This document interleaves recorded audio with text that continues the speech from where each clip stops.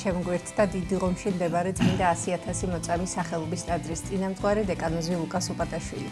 დილომშვიდობის მამა უკა დაგვრჩით. დილომშვიდობისა ღმერთთან დაგვრჩით. მადლობთ რომ მონაწილეობას იღებთ ჩვენს გადაცემაში. ძალიან საინტერესო და მნიშვნელოვანი საკითხზე უნდა ვისაუბროთ, როგორც არის განკითხვა. მართალია ჩვენს ეთერში არაერთხელ გვისაუბრია, თუმცა ეს ნამდვილად ისეთი თემა და ისეთი საკითხია, რომელიც ამოუწურავია ფაქტობრივად, ხომ და რასაც ყოველდღიურად განვიცდით თითოეული ჩვენგანი, რაც არ უნდა შევეცადოთ, მაინც დღის განმავლობაში გვიწევს ხოლმე განკითხვაში ჩავარდნა სამწუხაროდ. რა არის ზოგადად განკითხვა და როგორ განსხვავდება ის ხილებისგან, აი ამ ორს შორის ძალიან დიდი სხვაობა არის, მაგრამ აი როგორ უნდა გავარჩიოთ, რას ნიშნავს განკითხვა და რა არის ხილება. პირველ რიგში უნდა ითქვას, რომ აი მაგალითად იოანე კიბის აღწერილი ამბობს, რომ განსჯის უნარი, ანუ განკითხვის უნარი, ეს არის მთავარი სათნოება ღმერთისგან მოცემული ადამიანისთვის. ეს არის მთავარი თვისება, რომელიც უნდა კონდეს ადამიანს.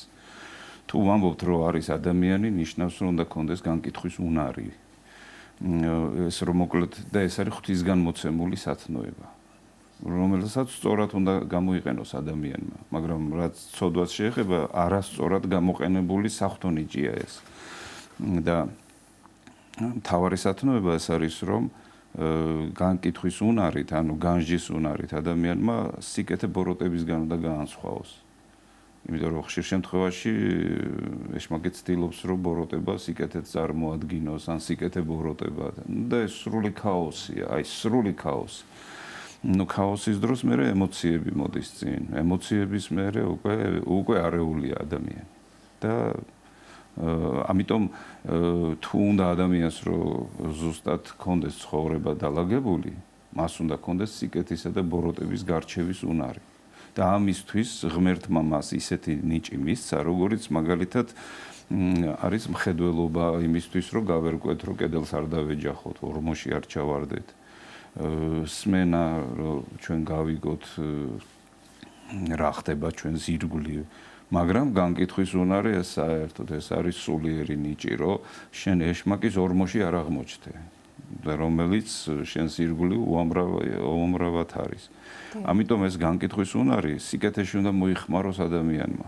მაგრამ რაც თქვენ თქვით, თუ ეს ცოდვაა, აი ქრისტე პირდაპირ ამბობს, რომ არ განიკითხოთო, რომ თქვენ არ განიკითხეთო. ესე იგი, განკითხვა ამ შემთხვევაში არის აი ახლოს გმობასთან, როდესაც ადამიანი მეორე ადამიანის გმობას იწყებს, რომ აი ამან ესე მოიქცა, ესე გააკეთა და დიაგნოზს უსვამს და დასკვნას აკეთებს და ბეჭედს არ ტყამს, რომ ეს არის უვარგისი ადამიანი. და რა თქმა უნდა, ზძულდება ის. მაგრამ თუ მე მაგალითად ვინმე მძულს, მე ამით მას ვერაფერს ვერ დავაკლებ. რა თქმა უნდა, ეს მისთვის არ იქნება სასიამოვნო, მაგრამ რამენაირად დაიცავს თავს, არ შემხვდება საერთოდ. თუ მე ვინმე მძულს, ეს ჩემი პრობლემაა, ძალიან დიდი პრობლემა, იმიტომ რომ ჩემ გულში, როდესაც უნდა იყოს სიხარული, სიყვარული, სიტყვება, დღესასწაული, რაღაცა აფეთქებული ბედნიერება უნდა იყოს ჩემს გულში, ამის ნაცვლად არის რაღაცა ბოღმა, სიძულვილი, რაღაცა ტანჯვა, წამება, მე თვითონ წვალობ, სხვასაც უტანჯავ და ასე შემდგომ. ამიტომ ეს დიდი ცოდვაა. და ცოდვით ადამიანი სანამ სხვას დააზიანებდეს, თავის თავს კი არ აზიანებს, თავის თავს ანგრევს. ამიტომ ეს უნდა შეაჩეროს ადამიანმა და ყველანაირი ჩვენი ქცევა უნდა შევაფასოთ, რას იწვევს ის ჩვენს თავზე. დადებით კონტექსტში როგორ შეიძლება რომ განვიხილოთ განკითხვა მამა უკა და სიკეთისკენ როგორ უნდა მიმართოთ?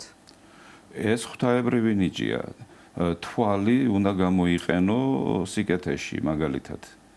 ხომ? ვისაც თვალი აქვსო დაინახოსო, ამბობს უფალი. ვისაც ყური აქვსო, მოისმინოსო. იმიტომ რომ ხშირ შემთხვევაში რომ დავაკვირდეთ ჩვენს თავს, საშუალო კაცობრიობის ადამიანი რო ავიღოთ, მაგალითად თვალს იყენებს არასწორად. იმიტომ რომ უმეტესად უყურებს თავისთვის დამანგრეველს, უმეტესად ცოდვისთვის იყენებს, უმეტესად ესე იგი არ ეძებს სიკეთეს, როგორც ახლა ფუტკარი ეძებს ყვავილს და ბუზი ეძებს ნაგავს, და ესეა საით წაიყვან შენს ნიჭებს ძალიან მნიშვნელოვანი. აი მაგალითად მანქანის საჭესთან რო დაჯდება მძღოლი, საიდ წაიყვანს მანქანას, ეს მასია 100%-ით დამოკიდებული და წარმოიდგინეთ ახლა მე რომ დავიბადე და მაქვს მაგალითად მხედველობის ნიჭი, ანუ თვალი, რას დავინახავ და რას მივაქცევ ყურადღებას, ჩემზეა დამოკიდებული. და ამიტომ ამას დიდი ყურადღება უნდა მივაქციო, ესე იგი ინფორმაცია სადღაც ცენტრში იმკრიბება, ხო? და ეს ცენტრი არის ჩემი სული. და მე ეს ინფორმაციას რო შევკრიბავ, მე უნდა ხვდებოდე სიკეთეში ვარ თუ ბოროტებაში. და აი განკითხვის უნარი, აი მაგალითად სოლომონ ბრძენს ეცხადება ღმერთი, აი როგორც არის ბიბლიაში, წმინდა წერილში მოთხრობილი და ესეთ რამეს ეუბნება მას ღმერთი. რახან ჩემი ერთგული ხარო, რახან ჩემი ერთგულება არ შეწყვიტეო იმ სამყაროში, როდესაც ცოდვის ჩადენა იყო ნორმა. აი ქრისტე რომ მოვიდა, მე ყველაფერი თითქოს თავის სახელით დაერქვა. და თვითონ ღმერთი გვეწევა, რომ ჩვენ სიკეთეში დამკვიდრდეთ. მაგრამ იმ დროს მძიმე ცოდვები პრობლემა არ იყო. და აი სოლომონი მას ერთგულებდა. და უფალი ეუბნება, რახან ჩემი ერთგული ხარო და არ მღალატობო, რაც გინდა ითხოვე და მოგეცემაო. და სოლომონმა თხოვა, მომეციო უფალო, ნიჭიო სიკეთე რო ბოროტებისგან განვარჩიო. ანუ ეს თავარი რო არ აერიოს ერთმანეთში ადამიანს და მე უფალი ეუბნება, რახან შენ არ ითხოვეო სიმდიდრეო, რახან შენ არ ითხოვეო ამ ქვეყნიური დიდებაო, რახან შენ არ ითხოვეო რაღაცა ამ ქვეყნიურიო. მოგეცემაო სიკეთისა და ბოროტების გარჩევის ნიჭიო, მაგრამ შენზე მდიდარიც არავინ აღარ იქნებაო და შენზე ძლიერიც არ იქნებაო და ისრაელის სახელმწიფო იმ დროს იყო, ასე ვთქვათ, მსოფლიოს ცენტრში იყო, ვთქვათ, ეგვიპტე, მესოპოტამია, ხმელთაშუა ზღვა, ეს სპარსეთი, აი გზაჯვარედინზე იყო, ასე ვთქვათ და ძალიან სწორი, ასე ვთქვათ, ქმედებით ძალიან დიდ დიდებას მიაღწია და სიმდიდრეს ქვეყანამ ისრაელისა. მაგრამ მეფემ მიიღო ძალიან დიდი პატივი და გარჩევის უნარი სიკეთისა და ბოროტებისა და ჩვენ ვიცით რომ შემორჩენილი ისტორიებიდან რომ აი თითქოს ამოუხსნელ პრობლემებში ის პოულობდა სად იყო სიმართლე. და ქრისტეც ჩვენ არ გვიშლის რომ განვიკითხოთ ადამიანი. გვეუბნება რომ არ განიკითხოთ ბოროტი გულით და ემოციით და სიძულვილით, მაგრამ თვალღებითო ნუ განიკითხავთო სამართალის საჯეთო, ესე იგი სამართლიანი უნდა იყოსო თქვენი განსჯაო. როდესაც შენ მსჯელობ ვიღაცაზე, აუცილებლად სამართლიანი უნდა იყო. მაგრამ უმეტეს შემთხვევაში ადამიანი არ არის სამართლიანი. პირველ რიგში თავის თავს არ განიკითხავს ადამიანი და განიკითხავს სხვას. ამაზეც ამბობს უფალი, რომ ჯერო შენი თვალიდან დირი ამოიღეო და მე მიხვდებიო, მე ისწავლიო, მე განჭრეტო, სხვისი თვალიდან ბეწვი როგორ უნდა ამოიღო. და ჩვენ სინამდვილეში, ესე იგი, ამ განკითხვის უნარით, ჯერ ჩვენი თავის სიკეთეში უნდა ვამყოფოთ. ეშმაკმა არ უნდა მოგვატყუოს რაღაცა საეშმაკო პრობლემებში არ უნდა შევიდეთ და იქ ორმოში არ უნდა აღმოჩნდეთ. და მერე სხვასაც უნდა დავეხმაროთ, რომ მისი თვალიდან ბეწვი არ მოვიღოთ. ანუ დავეხმაროთ ადამიანს, რომ პრობლემას მოაშოროს თავისი თავი. თუ ისურვებს, რა თქმა უნდა. მაშინ, როდესაც ვხედავთ, რომ ადამიანი არასწორად იქცევა, თქვათ, გარკვეულ ცოდვაში ვარდება, ან სხვას აზიანებს ამ თავისი ქმედებით, როგორ უნდა მოხდეს ამის მხილება, ისე რომ, თქვათ, არც ის დავაზიანოთ და პირიქით უარყოფითი და აგრესიული მდგომარეობა არ გამოვიწვიოთ და ამავდროულად თან მივახვედროთ, რომ არასწორ ქმედებას ჩადის. ესეც თავისებურად არის, ხო. ჩვენი ვალდებულება და ჩვენი საქმიანობა, რომ ყველას მივუთითოთ და ყველას გვავასწავლოთ. ხო, აი მაგალითად მე ვწდები რაღაცაში, ხომ?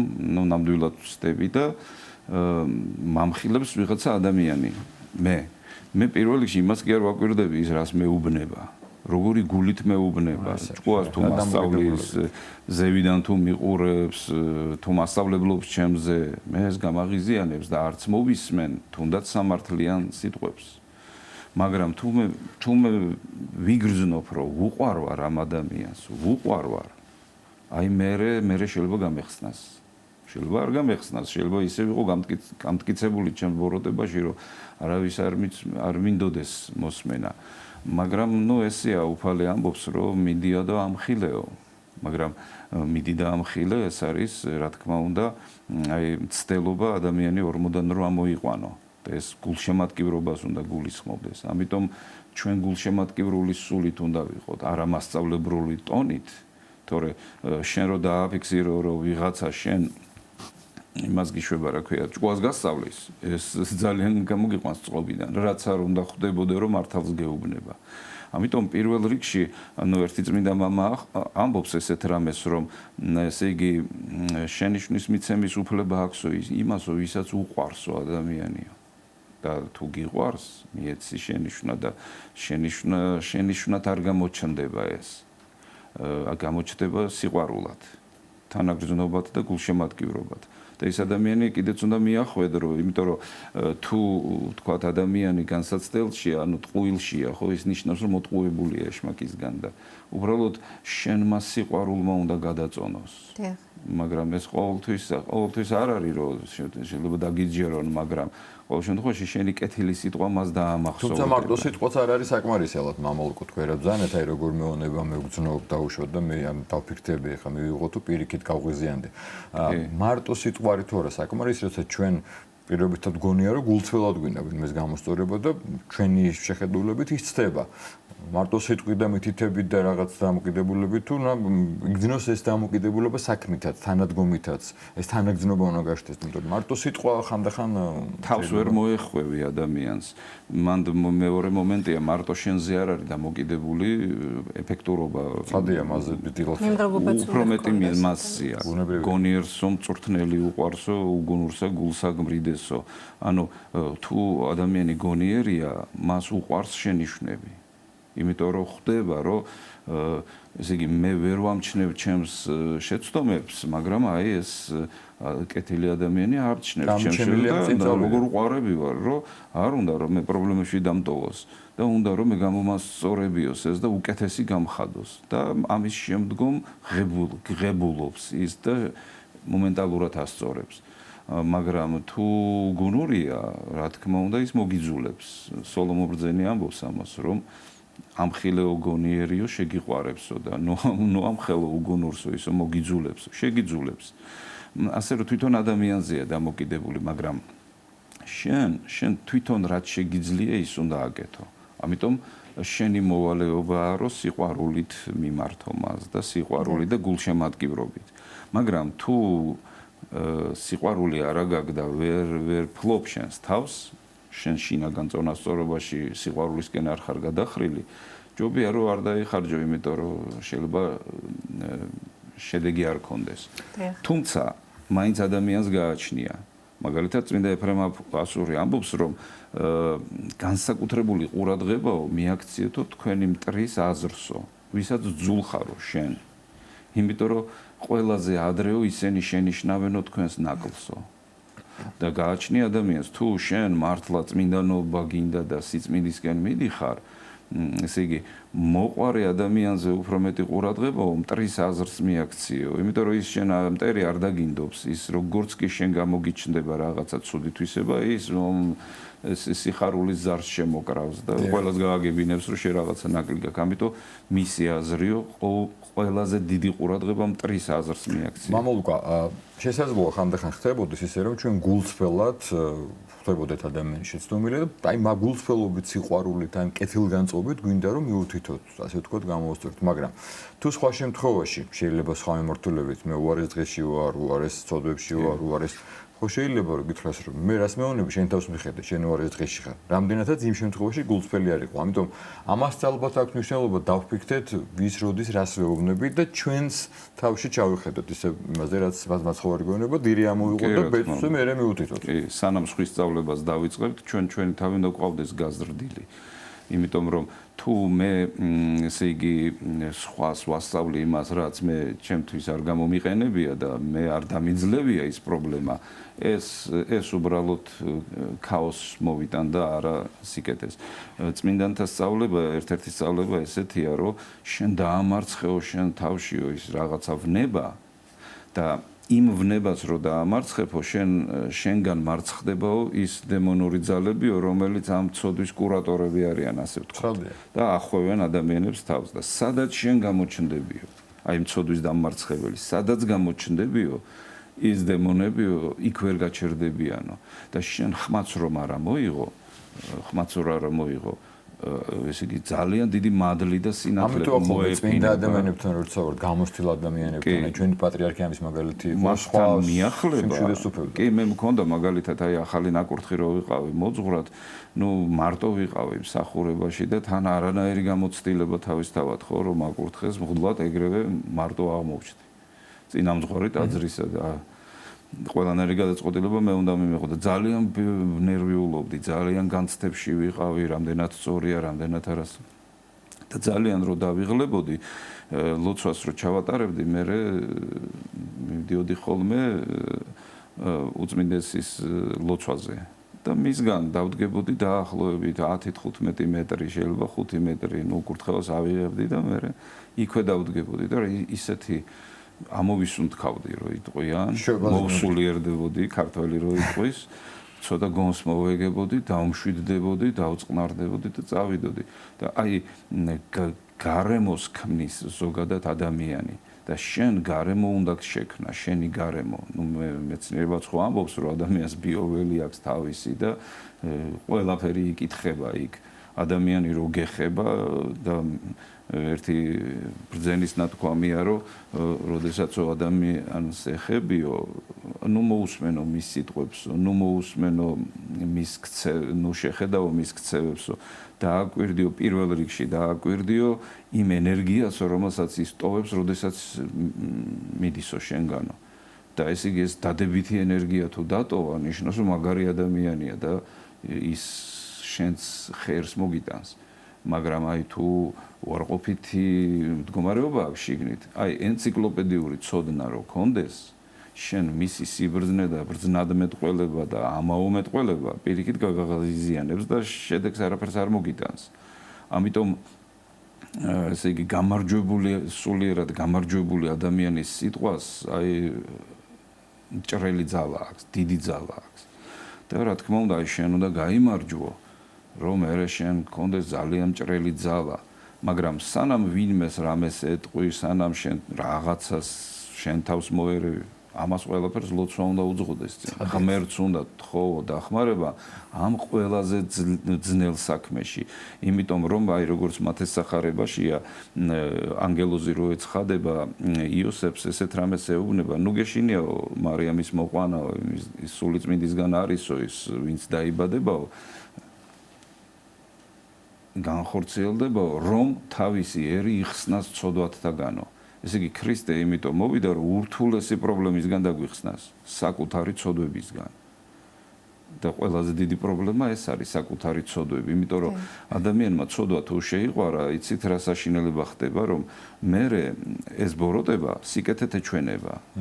სიდამპლე საღია ამართლებს სიცრუე ჭეშმარიტება და ის მე ემსახურება მას და არის ისეთნაირად ეს საშინელება. ეს ძალიან დიდი თემაა და მაგალითად იუდა ისკარიოტელის შემთხვევაში მას უყვარდა უფალი, მაგრამ წარმოიდგინეთ, რომ აი ცოდვა ვერ მოიშორა. რა ღმერთი მას არ აგრძნობინებდა, განა შემდგომ ის ყველაფერსაც ხვდებოდა. მაგრამ ვერ მოერია თავის ცუდ თვისებას. მათეს სახარება ახსენეთ თქვენ და მეშვიდე თავი იწყება მაცხოვარი ბრძანებს, არ განიკითხოთ რა და არ განიკითხეთ და ასევე ბრძანებს რა, ასე ვთქვათ, საზომითაც განიკითხავთ, იგივენერად განიკითხებით თქვენც. ეს ვიცით, უმეტესობა ყოველ შემთხვევაში ერთხელ მაინც წაუკითხავს ამ მოусმენია, ან ბევრჯერ, მაგრამ მაინც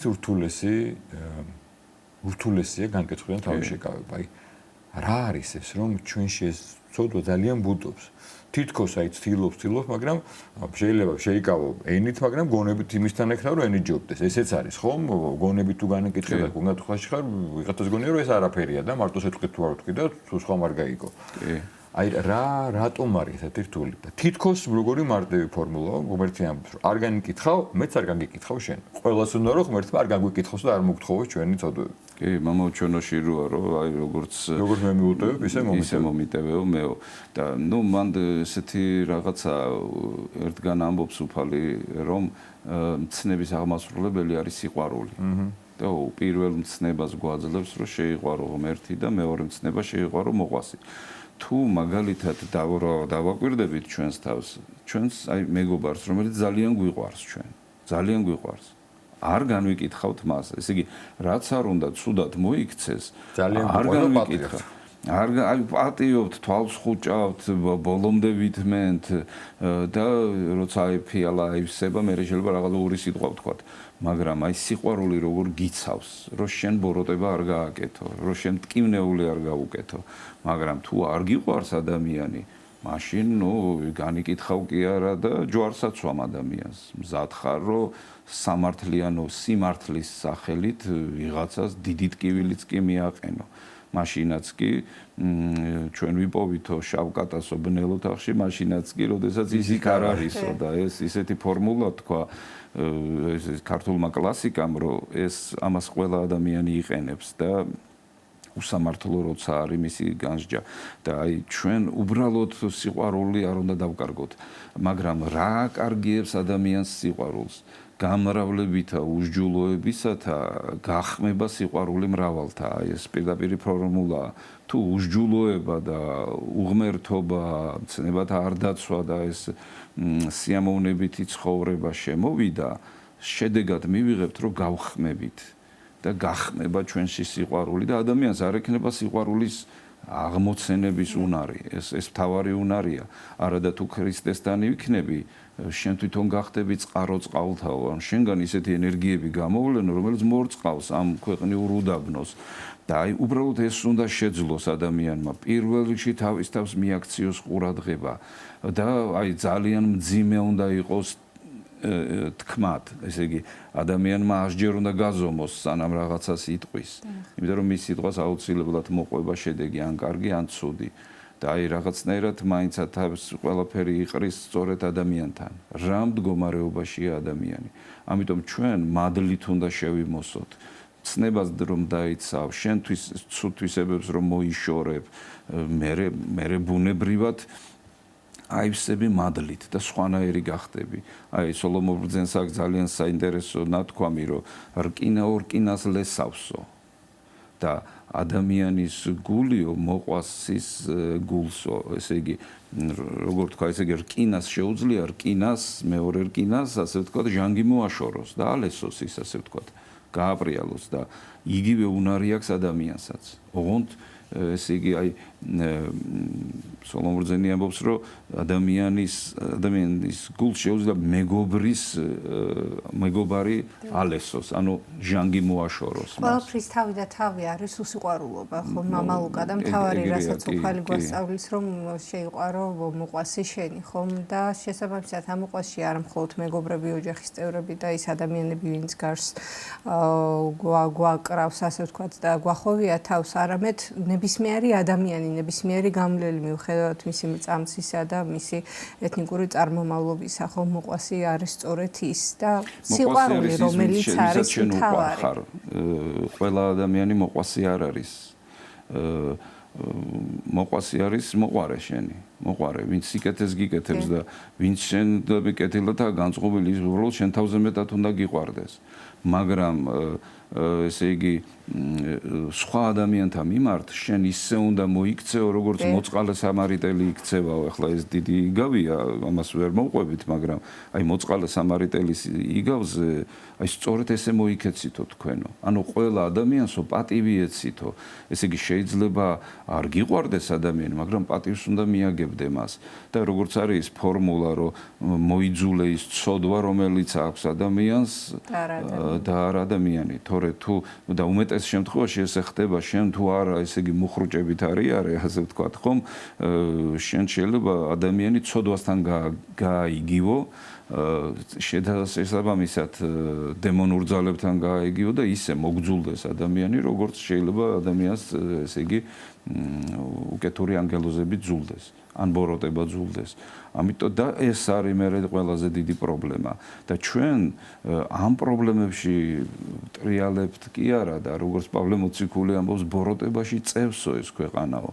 იმიტომ რომ ადამიანები უმეტესად უსამართლოდ იქცევიან, უსამართლოდ და ახლა უღმერთობა რო ეს თანამედროვე მსოფლიოში ნორმად არის სურვილი ქცევისა, უღმერთობისა. ამის მცდელობებს ჩვენ ხედავთ, მაგრამ ჩვენ ამის საწინააღმდეგოდ უნდა წავიდეთ. აი რაღაცა უნდა მოვიზიდოთ სიყვარული. ჩვენ უნდა ვცხონდეთ, ანუ ღმერთთან ერთად ცხოვრება უნდა ვისწავლოთ. ჩვენ ამის ისტორია გვაქვს, ამის გენეტიკა გვაქვს, ამის გამოცდილება გვაქვს და იგივე შეგვიძლია პირად ცხოვრებაში. მადლობა, შეგახსენებთ გვესაუბრებოდა დიდი ღომში მდებარე წმინდა 100.000 მოწამის სახელობის ტაძრის წინამძღვარი დეკანოზი ლუკას ოპატაშვილი განკითხვის ცოდვის შესახებ საუბრობთ.